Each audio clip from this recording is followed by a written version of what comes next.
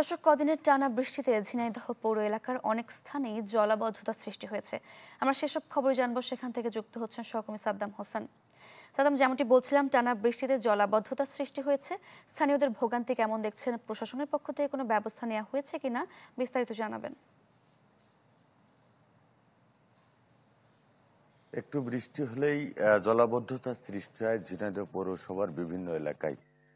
প্রথম শ্রেণীর পৌরসভা হলেও এই পৌরসভার বিভিন্ন এলাকায় এখন পর্যন্ত ড্রেনেজ ব্যবস্থা বিভিন্ন এলাকায় এখনো হয়নি।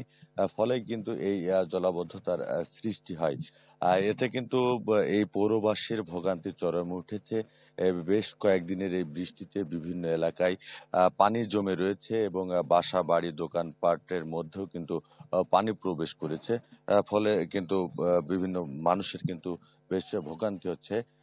আমি যে সড়কটিতে দাঁড়িয়ে রয়েছে এটি কিন্তু পৌরসভার কালিকাপুর বটতলা থেকে মোল্লাপাড়ার যে মোড়, প্রায় 1 কিলোমিটারের এই সড়ক। এখানে কিন্তু বৃষ্টি হলে এখানকার যারা স্থানীয়রা রয়েছেন তারা বলছেন যে প্রায় হাঁটু পানি বেঁধে যায় এবং এই সড়কটি কিন্তু সম্পূর্ণ পানিতে জলাবদ্ধতা থাকে এবং এই অপরিকল্পিত যে ড্রেনেজ ব্যবস্থা তার ফলেই কিন্তু পানির যে জলাবদ্ধতা সেটি নিষ্কাশন হচ্ছে না বলে এখানকার স্থানীয়রা জানিয়েছেন এবং যে ড্রেনগুলো রয়েছে সেটিও কিন্তু ভরাট হয়ে গেছে। ফলে দীর্ঘদিন সংস্কার না করার ফলে কিন্তু এই জলাবদ্ধতা কোনোভাবেই কমছে না।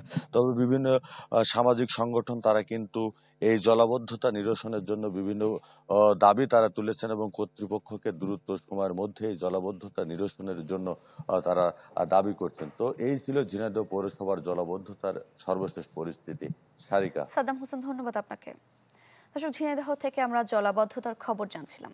ডায়ালগ সুবাসিত টয়লেট ক্লিনার, যার পাওয়ার প্লাস ফর্মুলা টয়লেটের কোনায় কোনায় পৌঁছে 99.99% জীবাণু ধ্বংস করে।